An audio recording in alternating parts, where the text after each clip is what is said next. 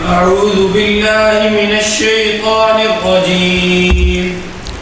بسم الله الرحمن الرحيم.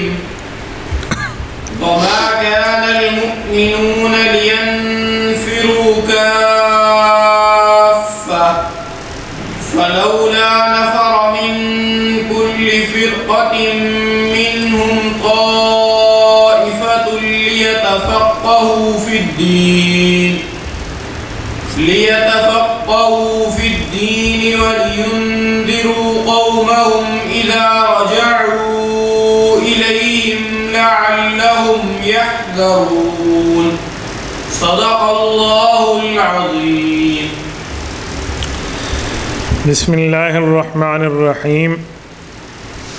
اور مسلمانوں کے لیے یہ بھی مناسب نہیں ہے کہ وہ ہمیشہ سب کے سب جہاد کے لیے نکل کھڑے ہوں، لہٰذا ایسا کیوں نہ ہو کہ ان کی ہر بڑی جماعت میں سے ایک گروہ جہاد کے لیے نکلا کرے، تاکہ جو لوگ جہاد میں نہ گئے ہوں وہ دین کی سمجھ بوجھ حاصل کرنے کے لیے محنت کریں، اور جب ان کی قوم کے لوگ جو جہاد میں چلے گئے تھے ان کے پاس واپس آئیں تو یہ ان کو متنبہ کریں تاکہ وہ گناہوں سے بچ کر رہیں۔ سورت نمبر 9 سورت توبہ کی آیت نمبر 122 ہے۔ اس آیت کریمہ میں اللہ رب العزت نے کچھ مسائل کی طرف اور مسائل کی بنیاد فقہ کی طرف توجہ دلائی ہے۔ گزشتہ دروس میں ہم نے یہ بات پڑھی تھی کہ جب جنگ تبوک کا نفیر عام یعنی ہر بندے کے نکلنے کا اعلان ہوا تو جو حضرات رہ گئے تھے ان کی توبہ بڑی مشکل سے قبول ہوئی۔ اس کے بعد اللہ کے رسول صلی اللہ علیہ وسلم جب کسی سریہ کے طور پہ صحابہ کرام کے لشکر کو بھیجتے تو سب کے سب تیار ہو جاتے، تو سب بندے جہاد میں اس وقت جائیں جب جہاد فرض عین ہو، اور اگر وہ فرض عین نہ ہو تو پھر ہر بندے کو جہاد میں جانے کی حکم کا پابند اور شرع کے حکم کی تفصیل میں مفصل سمجھانا یہ شریعت کا حکم نہیں ہے۔ تو پھر یہ آیت اتری کہ جب تک فرض عین نہیں ہے تو اس وقت تک آپ میں سے ہر بندے نے جانے کی تیاری نہیں کرنی، بلکہ ہر علاقے میں ہر گاؤں میں ہر ایک بڑی جماعت سے کوئی افراد چلے جائیں، فرض کفایہ ہے تو باقیوں کے سر سے بھی گناہ ٹل جائے گا۔ جیسے نماز جنازہ ہے، یہ فرض کفایہ ہے، تو فرض کفایہ کا مطلب کہ کچھ لوگ جنازے کی نماز ادا کر لیں تو باقیوں پر گناہ ٹل جاتا ہے۔ اسی طرح جہاد ہر وقت فرض عین نہیں ہوتا، فرض کفایہ ہوتا ہے، تو جب فرض کفایہ ہو تو بعض بندوں کے کر لینے سے باقیوں پر گناہ ٹل جاتا ہے۔ ہاں جب فرض عین ہو تو پھر اس وقت غلام کو آقا سے پوچھنے کی، بیٹے کو اپنے والد سے پوچھنے کی، ملازم کو اپنے باس سے پوچھنے کی کوئی اجازت کی ضرورت نہیں رہتی۔ جب فرض عین ہو تو پھر نفیر عام ہے، پھر ہر بندے نے نکلنا ہے۔ جہاد فرض عین تب ہوتا ہے جب کافر کسی ایسے علاقے پر قبضہ کر لیں اور جو مسلمانوں کے زیر کنٹرول ہو اور وہاں کے مسلمان اس کے مقابلہ کرنے کی طاقت نہ رکھتے ہوں، تو قریبی علاقے ہوتے پوری دنیا پر فرض عین ہو جاتا ہے، اور اگر ایسی بات نہیں ہے تو پھر وہ فرض عین نہیں ہے، فرض کفایہ ہے۔ تو عام حالات میں تو فرض کفایہ ہے، تو اسی لیے اللہ پاک نے علوم کی طرف متوجہ ہونے کی بات فرمائی، علم دین کی طرف متوجہ ہونے کی بات فرمائی کہ جب جہاد فرض عین نہ ہو تو جو لوگ جہاد پہ چلے گئے اور جو نہیں جا سکے وہ علم دین کی طرف متوجہ ہوں، تاکہ وہ مجاہدین کا گروپ جب واپس آئے تو یہ انہیں مسائل بتا سکیں، دلائل سمجھا سکے، دینی علوم سے روشناس کرا سکے۔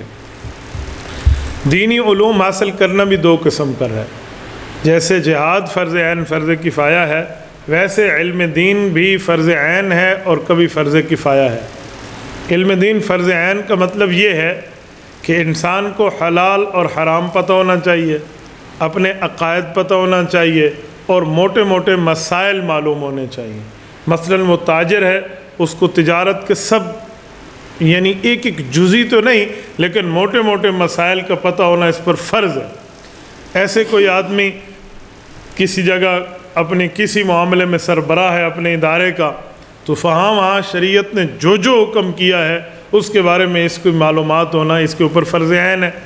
اسی طرح بندے پر فرض ہے کہ بندہ گناہوں سے بچے، مثلا تکبر ہے، حسد ہے، کینہ ہے، بغض ہے، جھوٹ ہے، زنا ہے، اس سے بچنے کا علم یہ بندے پر فرض عین ہے۔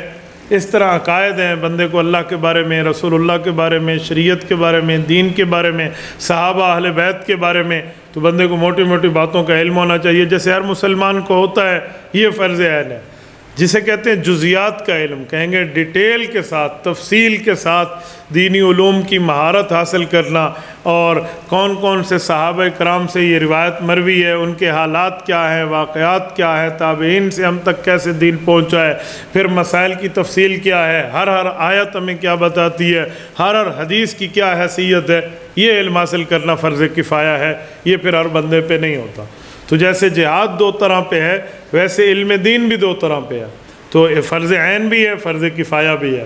اسی طرح کسی ایسے علاقے میں جہاں ایک خاص آبادی موجود ہو اور وہاں کوئی دینی علوم جاننے والا نہ ہو، تو اس بستی پر فرض عین ہو جاتا ہے کہ ہم اپنے میں سے کسی ایک بندے کو علم دین حاصل کرنے کے لیے وہ بھیجیں، تاکہ وہ علم دین سیکھ کر آئے اور ان کو دینی علوم سے روشناس کرائے، تو اس پر فرض عین ہے۔ ہاں جب ایک نے پڑھ لیا تو باقیوں سے گناہ ٹل گیا ہے۔ بعض اوقات بڑے بڑے علاقوں میں بھی کوئی دین جاننے والا نہیں ہوتا تو وہ سب گناہ گار ہوتے ہیں۔ یہ جو علماء کا کسی علاقے میں موجود ہونا، یہ باقی عام غیر لوگ، یعنی جو غیر عالم ہیں، ان لوگوں کے گناہوں کا کفارہ یہ دے رہا ہوتا ہے۔ حضرت مولانا صوفی عبدالحمید سواتی رحمۃ اللہ تعالیٰ علیہ، یہ جنہوں نے اردو زبان میں سب سے بڑی علم تفسیر پر حدیث قرآن کریم کی تفسیر کی کتاب ہے معالم العرفان، وہ اپنا 1940 کا ایک واقعہ لکھتے ہیں، فرماتے ہیں میں گجرانوالہ سے سیالکوٹ گیا، تو ہم جس بستی میں گئے اس بستی میں بڑی آبادی تھی، لیکن کوئی عالم دین، کوئی نماز پڑھانے والا وہاں موجود نہیں تھا۔ تو ہم نے ان سے پوچھا بھائی بات کیا ہے؟ تو انہوں نے کہا جی 7ویں دن آ جاتا ہے۔ تو ہم نے کہا جی سمجھے نہیں ہے۔ کہا یہ اس علاقے میں کل 7 بستیاں، عالم ایک ہی ہے، ایک دن ایک علاقے میں نماز پڑھاتا ہے، دوسرے دن دوسرے علاقے میں، تیسرے دن تیسرے علاقے میں، چوتھے دن چوتھے علاقے میں، ہر بستی کی باری 7ویں دن آ جاتی ہے۔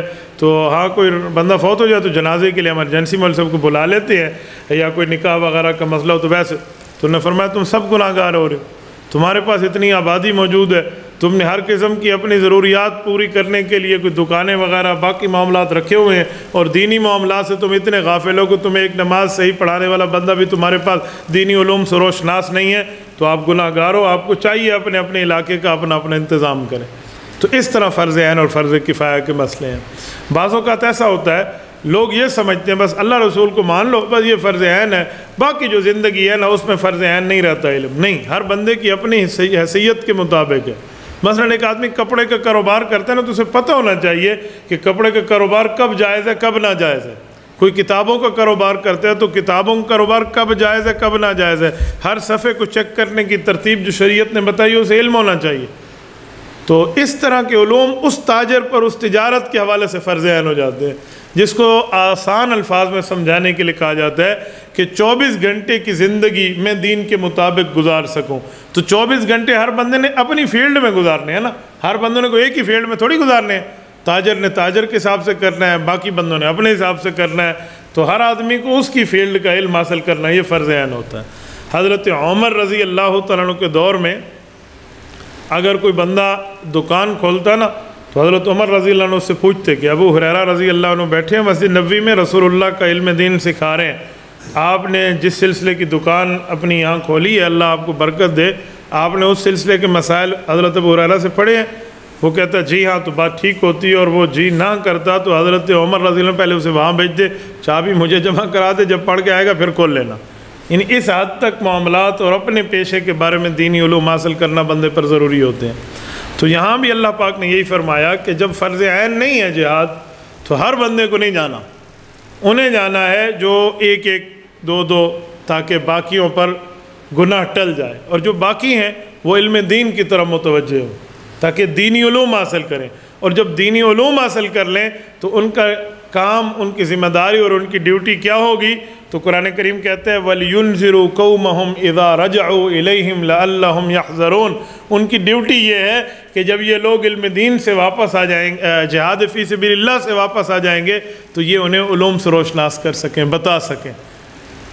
ایک تفسیر تو مفسرین نے اس کی یہ لکھی ہے، ایک تفسیر دوسری روایت کے تحت بھی لکھی ہے کہ یہ مجاہدین فی سبیل اللہ کے بجائے یہ ان عوام کے لیے ہے جو سارے کے سارے علم دین پڑھنے کی طرف متوجہ ہو جائیں اور کاروبار، معاشرت، معاملات کرنا چھوڑ دیں۔ تو اللہ پاک نے فرمایا جی ایسا نہیں ہے، ہر بندے نے کاروبار کو چھوڑ کے، دنیا داری کو چھوڑ کے، باقی معاملات کو چھوڑ کے صرف عالم بننا ہے، نہیں۔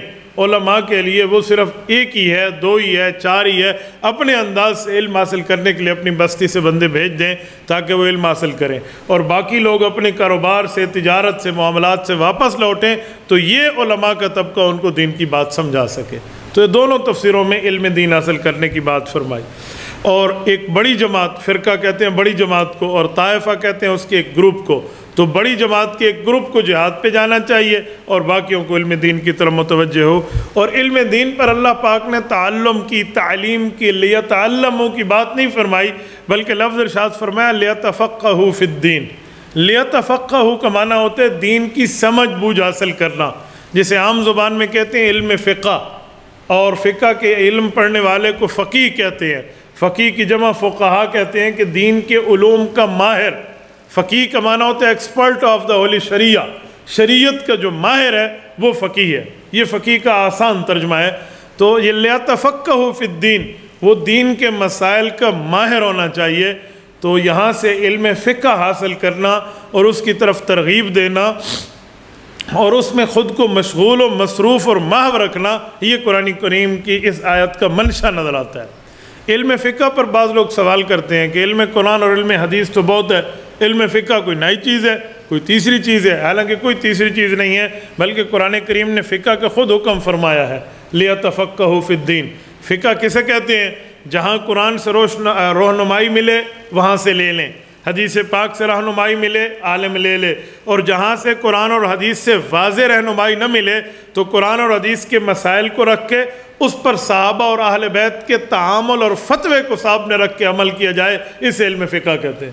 جیسے کسی نے چائے پینی ہو نا تو دودھ کا رنگ چائے والا نہیں ہے، تو وہ کیا کرے گا؟ دودھ کو پتی سے ملائے گا، جب مل جائے گا تو وہ چائے مارا سے وجود میں آئے گی۔ اب کوئی کہے بھی چائے میں دودھ ہے تو نکال کے دکھائیں، تو اسے کہیں گے جی نکلتا نہیں ہے، سمجھا جا سکتا ہے۔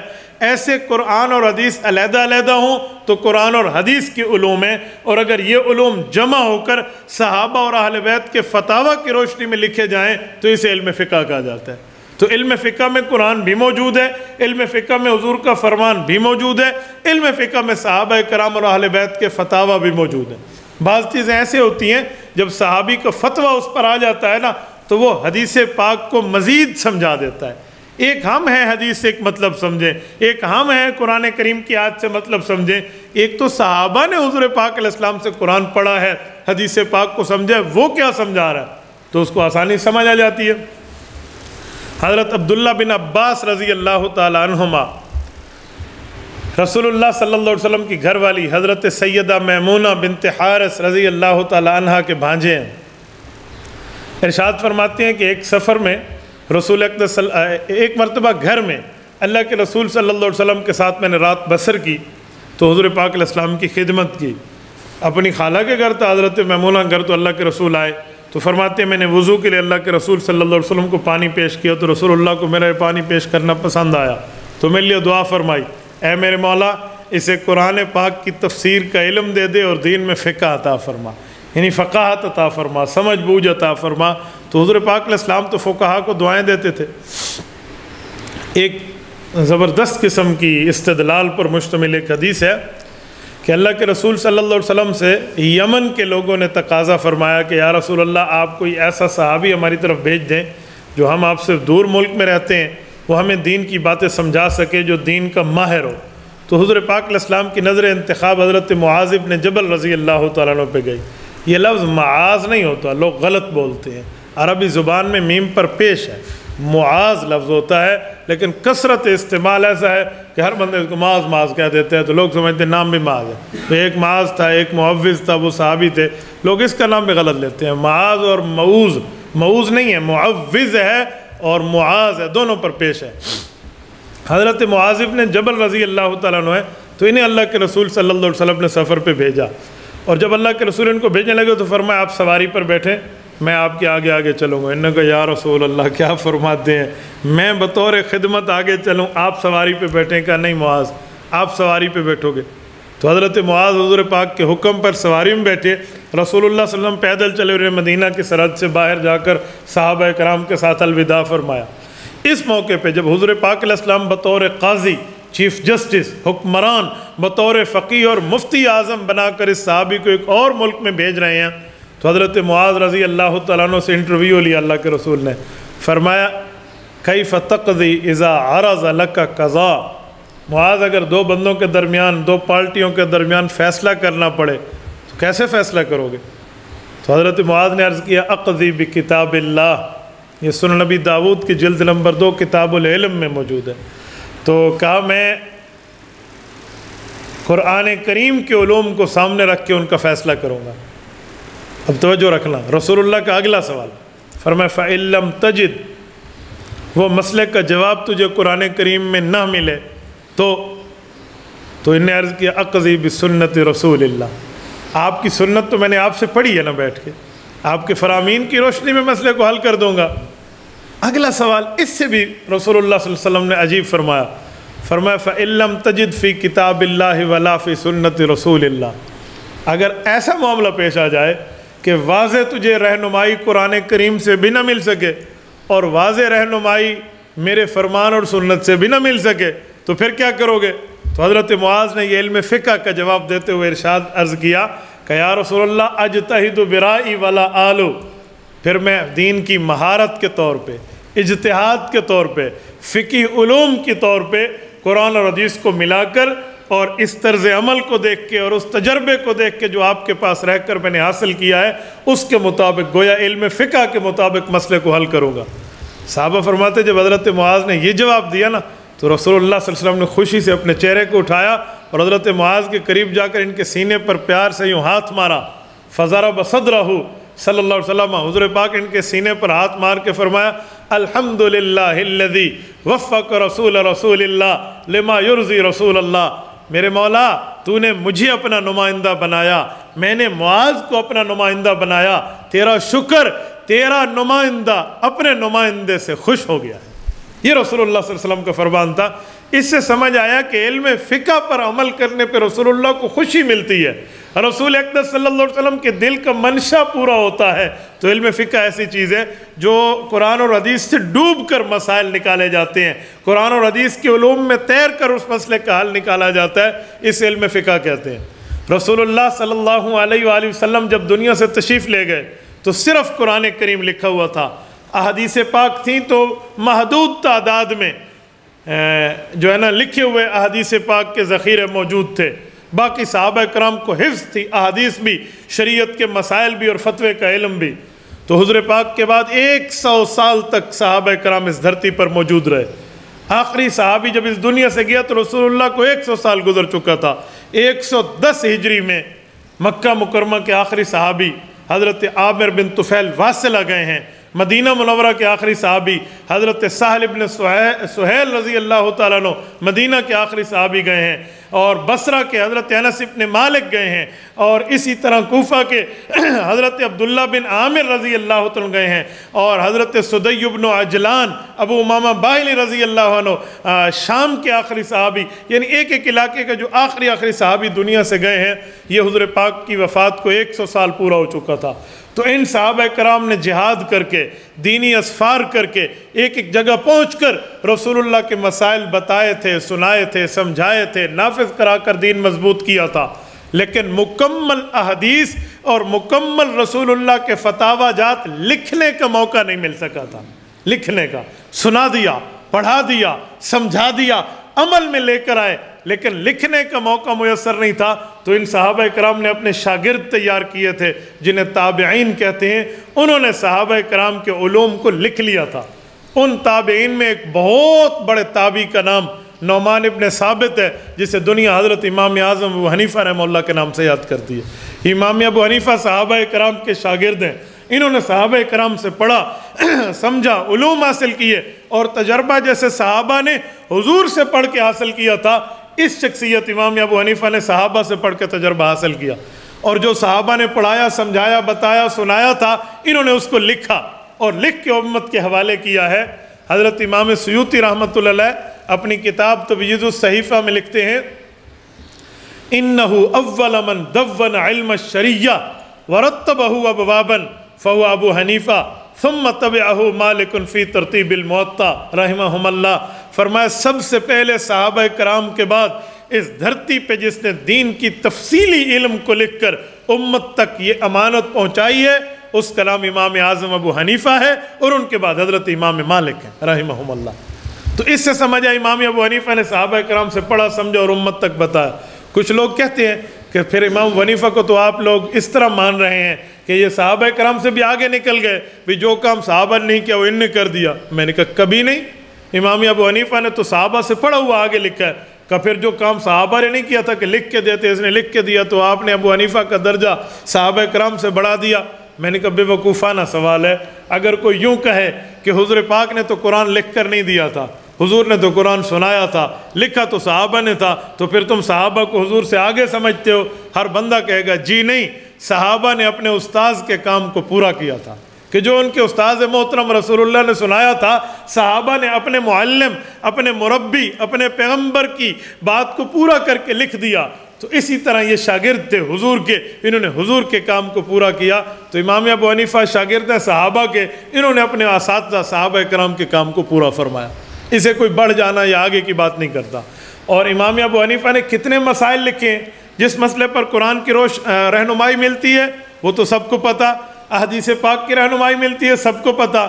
وہ مسائل جن پر واضح طور پہ قرآن اور حدیث سے رہنمائی نہیں مل رہی تھی، جیسے حضرت معاذ سے رسول اللہ نے پوچھا تھا، تو امام ابو حنیفہ نے اس کو لکھا صحابہ کے فتوے کی روشنی میں، اہل بیت کے عمل کی روشنی میں، اور اپنے پڑھے ہوئے علوم کے تجربے اور ایکسپیرینس کی روشنی میں اس کو لکھا۔ ان کی تعداد لاکھوں میں ہے، تقریباً 12,90,000 مسائل بنتے ہیں جو امام ابو حنیفہ نے اپنے قلم سے لکھوا کر اور اپنے شاگردوں سے لکھوا کر امت کو یہ امانت دی ہے، اور ان مسائل کا نام فقہ حنفی ہے۔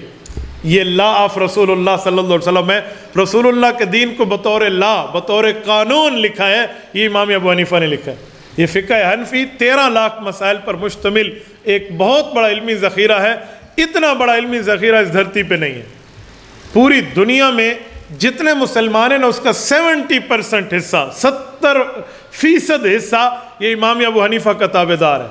1994 میں مردم شماری ہوئی تھی۔ یہ اسلامی دنیا میں فقہی مذاہب کا فروغ، ہماری اسلامی یونیورسٹی کی کتاب ہے، شامل نصاب ہے، معراج محمد بارک کا اس پر حاشیہ بھی ہے۔ وہ فرماتے ہیں کہ 1994 کی مردم شماری ہوئی تو پوری دنیا کے مسلمانوں کو کاؤنٹ کیا گیا، 1,30,00,000,000 مسلمان تھے۔ ان پہ حنفی مسلمانوں کو دیکھا گیا جن نے امام ابو حنیفہ کے فتوے کو فالو کیا ہے، ان کی تعداد 86.5 کروڑ تھی۔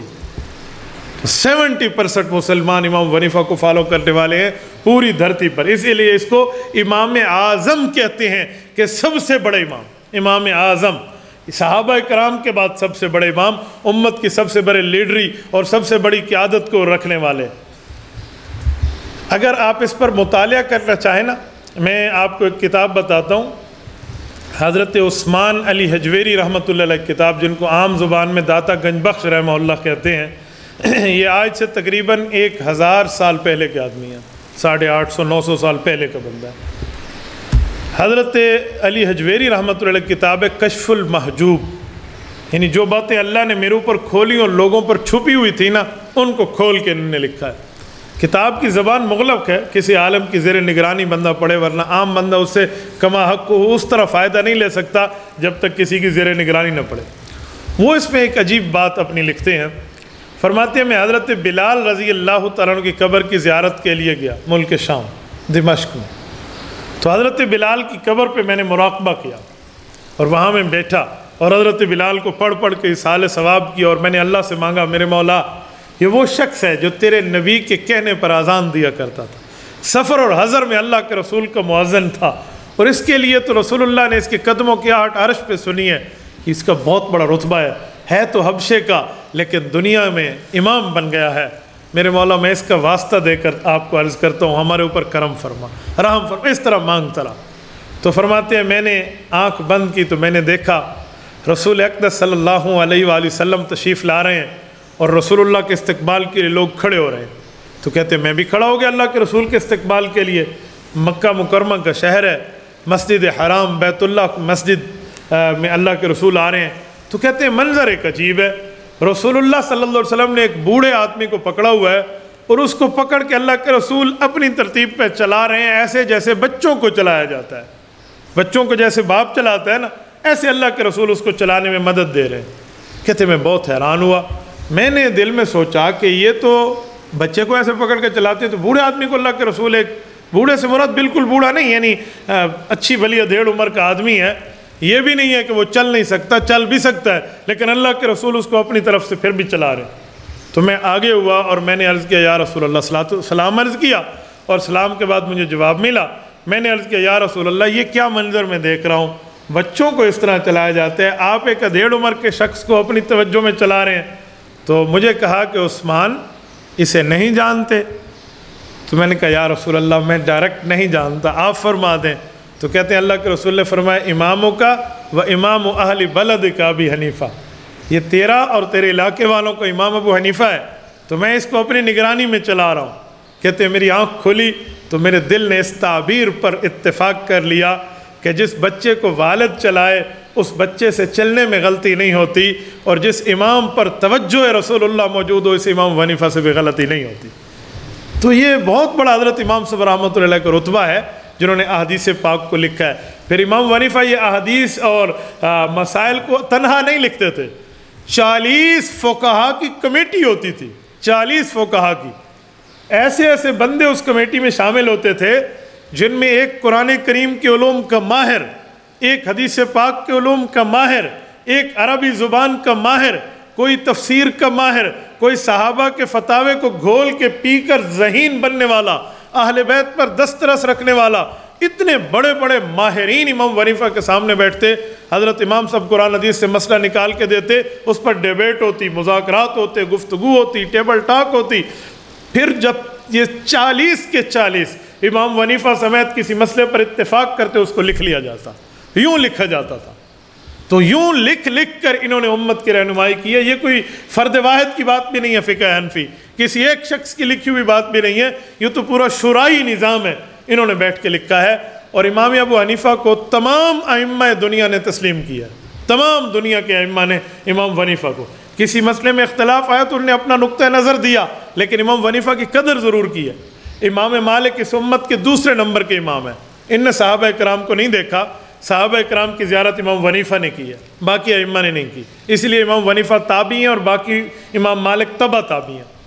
تو امام مالک رحمۃ اللہ علیہ مدینہ منورہ میں رہتے تھے، عربی تھے، امام ابو حنیفہ عربی بھی نہیں اجمی تھے۔ تو ایک بندے نے امام مالک سے پوچھا کہ آپ عربی بھی ہیں، حضور پاک کی مسجد کے مدرس بھی ہیں، آپ کا امام ابو حنیفہ کے بارے میں کیا خیال ہے؟ وہ یہ سوچتا تھا کہ امام مالک کہیں گے وہ اجمی ہے، اس کو کیا آتا جاتا ہے۔ تو امام مالک نے بڑا عجیب جواب دیا، فرمایا انی رأیت فتیٰ یا انی رأیت رجلا لو کلمک فی هذه الساریۃ ان یجعلها ذهبا لقام بحجتی۔ کہ ابو حنیفہ سے تم کبھی ملے ہو؟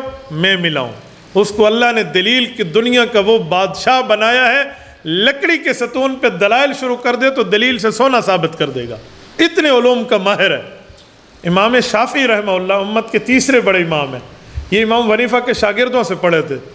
تو ان سے بڑے بڑے فقہا نے ایک بار پوچھا کہ آپ کا امام ابو حنیفہ کے بارے میں کیا خیال ہے؟ تو انہوں نے ان کو جواب دیتے ہوئے کہا کہ میں نے ابو حنیفہ کی زیارت نہیں کی، لیکن ان کے شاگردوں سے ان کی کتابیں پڑھی ہیں۔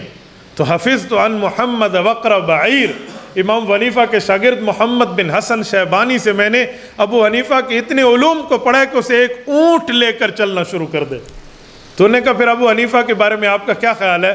تو امام شافعی نے بڑا ایک تاریخی جواب دیا، فرمایا من اراد ان یعرف الفقہ فلیلزم فإن ابا حنیفہ فإن الناس كلهم ميال علیہ۔ کہا اگر علم دین میں ماہر بننا چاہتے ہو نا تو ابو حنیفہ کو دلائل میں ابا مانو، خود بیٹے بنو تو اللہ تمہیں دلائل عطا فرمائے گا۔ اور امام احمد ابن حنبل رحمہ اللہ جو امام بخاری کے استاذ ہیں، امام مسلم رحمۃ اللہ علیہ کے استاذ ہیں، امام احمد بن حنبل فرماتے ہیں کہ میری خواہش تھی کہ اللہ مجھے ابو حنیفہ سے ملا دیتا، میں نہ مل سکا، میں نے اس کے علوم کو پڑھا ہے۔ ہوا من العلم والزہد والورع والتقوى وإيثار دار الآخرہ بمحل لا يدرکہ ممن احد بعدہ، کہ ابو حنیفہ علم میں، تقوی میں اور دوسروں پر جان نچھاور کرنے میں اور اللہ کے ڈر میں اتنا صحابہ کرام کے بعد آگے بڑھ گئے تھے کہ بعد والے مل کے بھی اس کا مقابلہ نہیں کر سکتے۔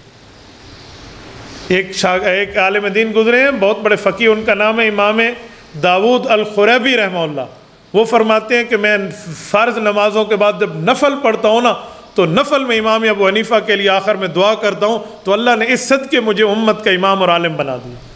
تو اس شخص نے صحابہ کرام کے بعد علم کو لے کر فقہ کو لکھا تھا، اور حدیث پاک میں رسول اللہ صلی اللہ علیہ وسلم نے فرمایا من یرید اللہ بہ خیرا یفقہہ فی الدین۔ حضرت معاویہ رضی اللہ عنہ کی روایت صحیح بخاری میں ہے کہ جس شخص کے ساتھ اللہ خیر کا ارادہ کر لینا اسے علم فقہ عطا فرما دیتے۔ اور رسول اکرم صلی اللہ علیہ وسلم نے اعلان فرمایا کہ حضرت ابن عباس کی روایت یہاں ابن ماجہ کی حدیث کی کتاب میں موجود ہے، فرمایا ایک طرف 1000 جو ہے نا بندہ موجود ہو عبادت کرنے والا، اور ایک طرف اکیلا ایک فقیہ موجود ہو علم دین کا ماہر، اور سامنے شیطان ہو، تو کا شیطان لڑنے لگے نا تو یہ 1000 پر وہ قابو ہو جائے گا، کیونکہ صرف عبادت کرنے والے ہیں، اور وہ تنہا جو امت کا فقیہ بیٹھا ہوگا نا وہ اکیلا شیطان کو بچھاڑ کے رکھ دے گا، فقیہ کو طاقت اتنی ہے۔ اس سے پتہ چلا حضور فرمانا چاہتے ہیں کہ فقہ اور شیطان کا پہلے دن سے تعلق واسطہ نہیں ہے، یہ ایک دوسرے کے مخالف ہیں۔ فقیہ جو ہوتا ہے وہ دین کا ماہر ہوتا ہے، وہ مہارت میں جو بات لکھتا ہے، پھر اللہ کے رسول فرماتے ہیں اللہ نے اس فقیہ کو ایک اعزاز دیا۔ صحیح بخاری جلد 2 کتاب الاحکام حضرت عمرو بن عاص رضی اللہ عنہ کی روایت ہے، حضور علیہ السلام نے فرمایا فقہ کے علوم کا ماہر اور حامل جب فقہ کے علم کی بنیاد پر فیصلہ کرے اور ٹھیک فیصلہ کرے تو اسے اللہ 2 ثواب دیتے ہیں، وَإِنْ أَخْطَأَ لَهُ أَجْرٌ، اور اگر اس سے خطا ہو جائے تو اللہ 1 نیکی پھر بھی دیتے ہیں۔ تو وہ بہت بڑا رتبہ ہے۔ تو قرآن نے کیا لیا؟ تفقہوا فی الدین، ہر بندہ ان کاموں میں نہ نکل جائے، کچھ جماعت ایسی ہو جو دین کی ماہر بنے، دین کے فقہا بنے، اور ان کا کام کیا ہو؟ وَلْيُنذِرُوا قَوْمَهُمْ إِذَا رَجَعُوا، جب قوم کے لوگ ان کے پاس آئیں تو یہ ان کو ڈرائیں، وَلْيُنذِرُوا، انذار کریں۔ ڈرانا 2 طرح کا ہوتا ہے، ایک ہوتا ہے کسی کو ڈرانا، اوے جن کھا جائے گا، شیر کھا جائے گا، مر جائے گا، تو اس کو خوف دلانا۔ ایک ہوتا ہے بطور شفقت ڈرانا، جیسے والد اپنے بیٹے کو کہتے ہیں بیٹا یہ ننگی تارے سے ہاتھ نہ لگانا، آپ کو تکلیف ہوگی، بیٹا یہ بچھو ہے اس کے قریب نہ جانا، وہ ڈنگ مارے گا، آپ کو تکلیف ہوگی۔ تو والد کا ڈرانا خوف پیدا کرنے کے نہیں ہوتا، بطور شفقت ہوتا ہے، بطور پیار ہوتا ہے، بطور محبت ہوتا ہے۔ تو انذار اس ڈرانے کو کہتے ہیں جو بطور پیار ڈرایا جائے۔ یہ انذار پیغمبر کی ڈیوٹی ہے، اسی لیے کہتے ہیں بشیرا و نذیرا۔ یہ نذیر، انذار نذیر سے نکلا ہے، یہ جو نذیر ہے یہ انذار سے نکلا ہے کہ پیغمبر کی ڈیوٹی ہوتی ہے امت کو جہنم کا خوف دلانا اور جنت کی طرف لے جانا۔ جنت کی خوشخبری سے پیغمبر کو بشیر کہتے ہیں، جہنم کے ڈراوے سے پیغمبر کو نذیر کہتے ہیں۔ تو حضور پاک علیہ السلام کی یہ 2 صفات اللہ نے ختم نبوت کے صدقے امت کو دی ہیں۔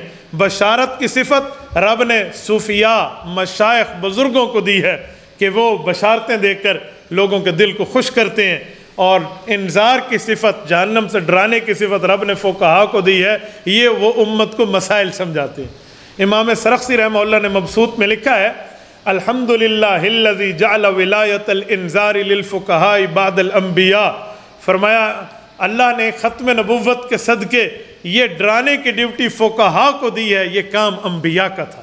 یعنی انبیاء کے کام میں علماء اور فقہا کو رب نے وارث بنایا ہے کہ باقی امت ان سے پوچھ کر آگے چلے گی۔ اسی لیے اللہ کے رسول صلی اللہ علیہ وسلم نے فرمایا کہ فقیہ، علم دین حاصل رکھنے والا جب کسی پانی کے اوپر سے گزرے تو سمندر کی تہ کی مچھلیاں اس کے لیے دعائیں کرتی ہیں، کسی درخت کے نیچے سے گزرے تو وہ درخت دوسرے درختوں پر فخر کرتا ہے، کسی زمین پہ گزرے تو وہ زمین دوسری زمین پر فخر کرتی ہے، اور یہ بندہ وہ ہے جس کے لیے پانی میں ٹہر کر مچھلیاں اس کے لیے دعائیں مغفرت کریں گی۔ کیوں؟ یہ علم دین کو پڑھنے والا ہے، علم دین کا ماہر اور حامل ہے، یہ آگے جا کر سمجھائے گا۔ ایک حدیث پاک میں صحیح بخاری میں اللہ کے رسول نے ایک مثال دے کر صحابہ کرام سے پوچھا، کہ مجھے ایک جواب تو دیں کہ یا رسول اللہ آپ ارشاد فرمائیں کہ جب بارش برسے تو 3 طرح کے معاملے ہو جائیں. نمبر 1، ایسی زمین جس پر پانی آئے وہ پانی کو جذب کر لے اور اپنے پھل اگائے، پھول اگائے، پودے اگائے، درخت اگائے. نمبر 2، پانی زمین پر آئے وہ جذب نہ کرے لیکن اپنے اندر جمع کر لے، پھل پھول تو نہ اگا سکے لیکن پانی موجود ہو، لوگ اس سے لے کر آگے کوئی کام کر سکیں گے. نمبر 3، ایسی زمین جس پر پانی آئے نہ وہ جذب کر سکے نہ وہ جمع کر سکے، پانی بہہ کر چلا جائے. میرے صحابہ بتاؤ ان میں کون سی زمین سب سے افضل ہوگی؟ انہوں نے کہا یا رسول اللہ سب سے پہلی زمین جو پانی جذب بھی کرے، پھول پھل بھی اگائے، وہ سب سے افضل. اور اگر وہ نہ ہو تو دوسری زمین پھر بھی گزارا کر لے گی جو پانی کو اپنے اندر اسٹور اور جمع کر لے بطور تالاب، کسی کا فائدہ تو کرے، تیسرے کا کوئی فائدہ نہیں ہے. تو کہا میرے صحابہ یہی مثال فقہا، محدثین اور عوام کی ہے.